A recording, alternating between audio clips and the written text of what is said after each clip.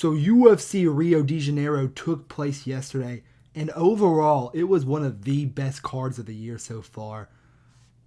These Onks still got it, bro. The Onks still got it. Oliveira secures the W against Gamrot.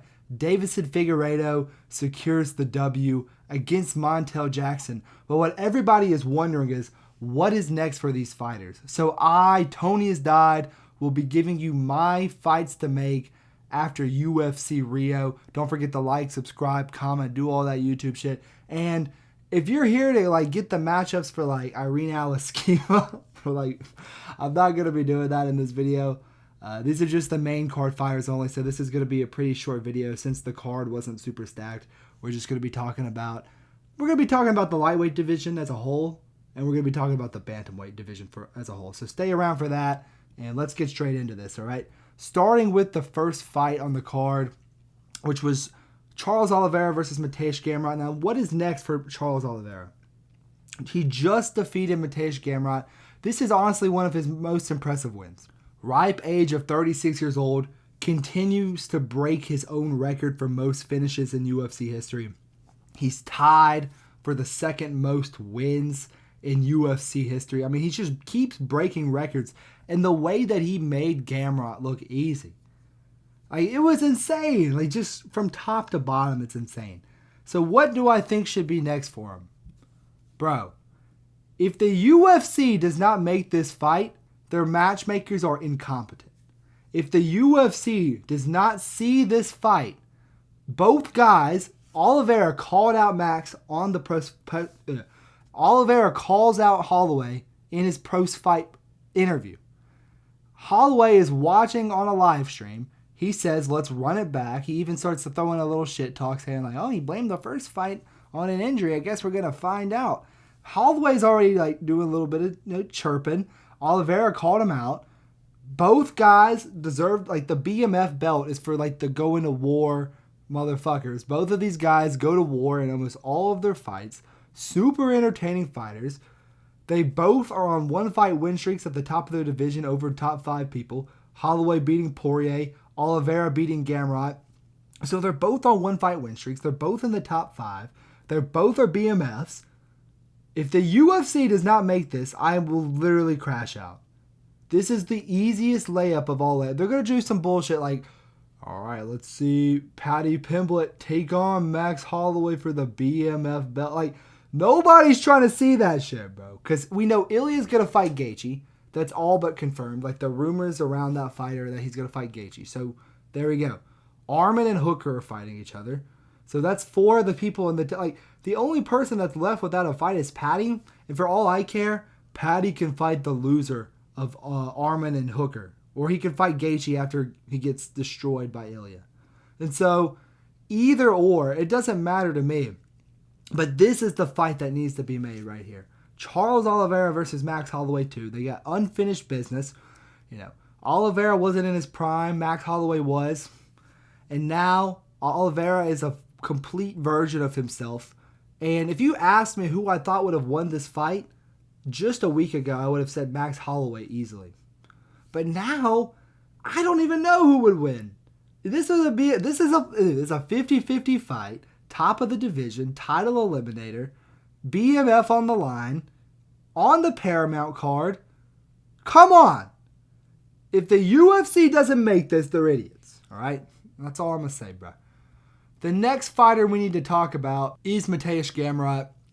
And he put up a pretty disappointing performance. I know it was on 3 weeks' notice. And listen, I'm going to give my respect to Gamrot right now because nobody else in the division. BSD talked all this shit. BSD was like, I am ready for someone to pull out of UFC Rio. I am ready. I am going to step in. And then someone pulls out and he doesn't step in. I think he was hoping that Oliveira would pull out so he could fight Fiziev. But no, Fiziev was the one that pulled out. And Gamrot stepped in. So respect to Gamrot, who always takes these short notice opportunities, always weighs in as the backup. Respect to Gamrot. But he put up a pretty disappointing performance. He took Oliveira down in the first round, and then he got made into a pretzel. Got his back taken. He got taken down himself. He got, Oliveira was piecing him up on the feet. I mean, he didn't do terrible on the feet. He was landing on Oliveira as well, but Oliveira just ate that shit. So, yeah. But who do I think Gamrot should fight next? This is an easy one as well. The man who pulled out himself, Rafael Fiziev. I think this is by the time that Fiziev is fully healed, I think it's going to be 4 months, right? It's not a crazy. I don't think the injury is too bad. It's not like the first time where he hurt himself against Gamrot, right? And so Fiziev's not going to be out for too long. Gamrot's going to be on the medical thing because he got submitted. And so I think that the timelines will match up for Gamrot versus Fiziev. Maybe you could do Gamrot versus BSD. I don't hate that, but I want to see BSD. He's already booked against Dariush. And so maybe if BSD beats Dariush, they could do Gamrot versus BSD. But right now, I want to see this. They have unfinished business because Fiziev was doing very good in the first fight with Gamrot until he injured himself, hurt his knee, and he was out for a very long time, and now he's back, put up that very impressive performance against Bahamondes, and now we get to see Fiziev versus Gamrot 2. I think they need to run it back in full. Yeah, let's see this fight. It needs to this is easy matchmaking, man. Just give me the matchmaking job. Just give me the job. Seriously. The next fight that we need to talk about is for Deiveson Figueiredo, who secured, I'm going to be honest, a pretty lackluster W over Montel Jackson. Now, I'm happy he got the W. It's good to see Figgy win in the year of 2025, but the W, it was a pretty boring performance from both guys. They both did a lot of jabbing at range. A lot of hesitancy was displayed from both guys, but most of the hesitancy was displayed from Montel Jackson. All right, don't get me wrong. I think Figgy won every single round, but I do think he could have done a little bit more to make it more entertaining. But a dub's a W. Sip of water. Now, who do I think that Deiveson Figueiredo should fight next? I've seen a lot of people saying this, and I think that it makes sense divisionally. You look at the top of the division, it's okay, you do O'Malley versus Sandhagen. You do Jan versus Merab. And then you do Figueiredo versus Song Yadong. And then Umar and Batista are fighting each other, so it all makes sense. But I'm going to be honest, I don't think that this makes sense timeline-wise because I think Song Yadong's looking to get back in there in December. And the rumor is that Song Yadong is going to be taking on O'Malley. And so if Song Yadong is going to be fighting O'Malley, this doesn't make sense. And especially timeline-wise, Figueiredo just had a fight. It doesn't make sense. So no, I don't think he should fight Song Yadong. I think that Deiveson Figueiredo should fight the loser of the title shot. That is right. Not the title shot, the title eliminator. So I think it's going to be Mario Batista. Spoiler alert on my pick for that. But Umar Nurmagomedov and Mario Batista are going to be fighting each other. I think Figueiredo should fight the loser of that. The winner of that should be getting a title shot against Merab. And I think that, this makes sense, okay? Just trust me, it makes fucking sense. Batista, he beat Jose Aldo, he beat Patchy Mix. Those are good wins. Well, maybe not the Patchy Mix one. It is a weird look now that Patchy Mix looked even worse against Wickalax than he did against Batista. Very weird look for Batista, but I think that, all right, let me just gather my thoughts. Let me gather my fucking thoughts. I think it just makes sense because there's not really anything else in the division for Figueiredo because he's already lost to Jan, right? He already lost to Sandhagen. And so when Jan loses to Merab, we're not going to do Figgy versus Jan 2. And nobody wants to see Sandhagen and Figueiredo run it back this quickly. Maybe in a year or two, whatever. I don't even know if Figgy will be around in a year or two. But if Song Yadong is fighting O'Malley like I think he is, then this is the only fight that really makes sense for Figueiredo in the top 5, bro. So I think they should do Figueiredo versus Mario Batista. Mario Batista, he's established himself in the bantamweight division for a long time. Figueiredo, former champion. Maybe, we've seen Mario Batista fight these Brazilians before. And let's see him do it again, all right? That's my take. The next fight we need to talk about is for Montel Jackson, who he just froze, bro. Blood just froze in play. He just literally just didn't do anything the whole fight. Just let the fight get away from him in every respect. was hesitant, didn't throw any offense. And what's crazy is when he was throwing, it was landing. And when he got taken down, he got back up. So he didn't put up a completely horrific performance. I do think he lost every round, but they were all close rounds. Well, not the first round, but the 2 and 3 were close rounds. So, who do I think Montel Jackson should fight next? Chiwiwi. Now listen, man. Listen, Chiwiwi's, he's a great fighter, man. The UFC already was planning to get Raul Rosas Jr. a ranked opponent against Rob Font. And obviously we know that David Martinez stepped in on short notice, took the fight, beat Rob Font. And so I think that they're going to want to give Raul Rosas Jr. at least somebody that's close to the rankings in his next fight. Because if we're going based on past matchmaking with Rosas, he's on a good win streak, all finishes. Well, actually, he has one decision, but he's on a good win streak. He has hype behind him. He has the shtick. He has a little fan base. Montel Jackson, I think he has the opposite of all that. His win streak is good, but he didn't really beat any names. Rosas, he hasn't beaten any names either, but at least he makes it exciting in the post-fight press conferences. You know what I'm saying? Like, they want Raul Rosas to be a superstar, and they don't really care about Montel Jackson. I'm not trying to be a dick to Montel Jackson. He seems like a cool guy. But I'm thinking from the perspective of the UFC, is that they want to push superstars, and Raul Rosas Jr., Chiwiwi's himself. I mean, he's got a huge following on social media. And they were already planning to give him a ranked matchup before he pulled out of his fight with Font. So why not rebook him against another guy that's ranked number 15 right now? I think come Tuesday, whenever they do the match, like the divisional, whatever, I think Raul Rosas will probably be ranked. Not Raul Rosas. I think Montel Jackson will probably be unranked if I had to guess. And so, yeah, you could do Montel Jackson versus Peyton Talbot. You could do him versus Ronnie Barcelos. You could do, he just needs to fight someone that's on the come up outside the rankings. And I think Raul Rosas Jr. is the name that makes sense because they were already trying to do that. So let's see Montel Jackson versus Raul Rosas. The next fight we need to talk about is Yoel Alvarez. Now, I see a lot of people calling for Yoel Alvarez to fight Kevin Holland and get a shot into the rankings. And I get it. He has a lot of crazy finishes. And, he's got a good resume. He only has one loss in the UFC. It's to Arman Tsarukyan. He's been around for a while. He's got a lot of finishes. So let's get him a ranked opponent. And I say, let's pump the brakes on that, okay? Because do you really think that beating Luque in 2025 is deserving? And not even finishing Luque, And so I think Yoel Alvarez is going to be a good fighter, but I want to see him tested against a real welterweight because we saw him struggle with the size of Vicente Luque early in that fight. So let's see him fight somebody who has been around the division for a long time, who is the test that everybody needs to fight.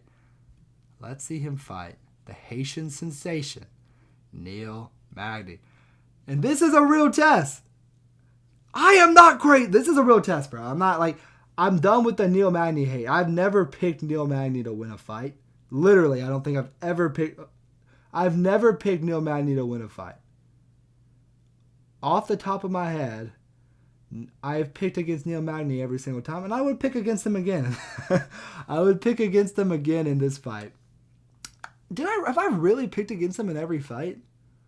I think I picked him against. I might have picked him against Phil Rowe. And I may have picked him against... Did he fight Ponzinibbio? No, he fought Aleski Santos. I think I might have picked him against... I don't remember, but I always pick against Neil Magny because he just doesn't look good until he wins. I think that this is a true test. I think we can see either a highlight reel out of Yoel Alvarez or we'll see a crafty performance from Neil Magny. And Neil Magny honestly deserves to be... I see the Kevin Holland matchup, bro, but I don't even know if Kevin Holland's going to beat Mike Malott. I see people matching him up against Gilbert Burns. That's just sad, bro. Who wants to see Gilbert Burns go out like that? And I see people match him up against Jeff Neal, and that makes a little bit of sense as well. But I don't think Jeff Neal's going to come back for a while. That knockout against Prates was brutal. Alvarez basically took no damage at all. So I think timeline-wise... this makes sense as well, bro. And so let's see Yoel Alvarez fight the Haitian sensation Neil Magny. I love the matchup. Let's do it. The next person we need to talk about, bro. We just need to like take some reflection, bro. What is like Luque? All right, whatever, bro. I hate like we have to have this conversation. He quit. He quit in there, bro. And he quit against Buckley as well. This is not the first time we've seen it. This curl into a ball shit for Luque, this would have never happened to pre-brain bleed Luque. This would have never happened to Luque before he got fucking the brain bleed, bruh. And it's just, like, I don't want to see Luque fight killers, bro. I don't want to see him fight up-and-comers. I want to see him fight other unks that are washed. I want to see him fight Michael Chiesa, all right? Tell me this doesn't make sense, bro. Tell me that this is not perfect matchmaking. Chiesa's on a 3-fight win streak against absolute jabronis. This is a fair matchup for both guys that both guys could win. And it's crazy because they both have like the same weakness. Like Chiesa's the submission guy and he gets put into the submissions. Luque has good submissions and he gets put into the submissions. So they both have each other's weaknesses and strengths. They're both old. Luque is like at the top of the division because he's been at the top for a while and now he's on the come down. Chiesa, he kind of had a big slide and now he's making his way back up the division. And so I think that this makes sense for both guys. Please just make this fight. Like, we don't want to see Luque get put into a fucking pack again, bro. That's all I ask. Can we just make this fight? We don't want to see Luque packed up, all right? The next fight we need to talk about is, what is this? Mario Pinto. I don't speak English. I don't speak the English, Mr. Bisping. I don't. Hello, my name is Mario Pinto, and I am from. Now, I see a lot of people saying Mario Pinto should get a shot into the rankings, and I want to pump the brakes on that too, okay? Because we have seen this. I don't want to see another heavyweight prospect project. Like, look what happened to Despain. Look what happened to Mick Parkin. Look what happened to Rebellis. Well, I already said Despain. Look what happened to the guy who fought Derek Lewis, whose name is Taliesin Teixeira. Like, these heavyweights, they win like 3 fights, then they get a ranked opponent, and they get destroyed by the guy who has all the experience. And I don't want to see that.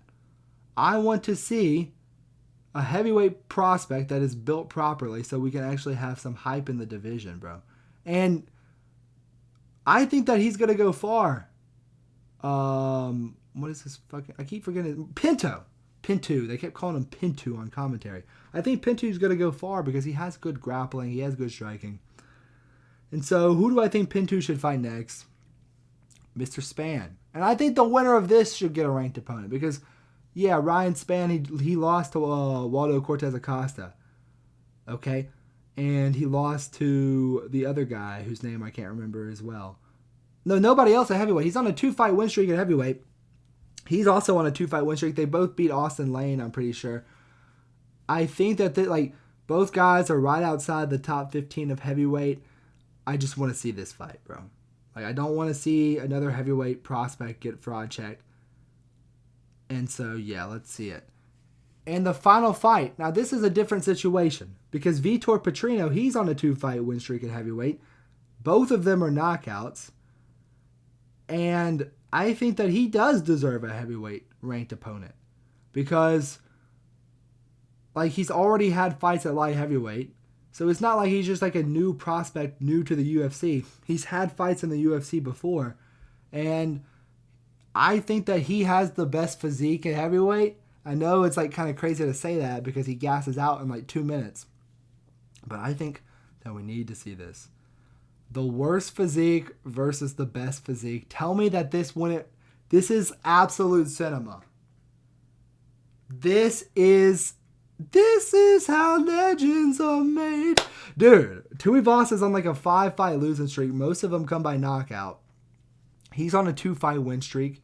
He's not a newbie in the UFC. He got a ranked shot at light heavyweight. Let's see him take on Tai Tuivasa, who I honestly don't even think should be in the UFC because the way he acts outside the octagon, just disrespectful to anyone else who has like hopes and dreams about being a UFC fighter. Just stuffing his face with food all the time.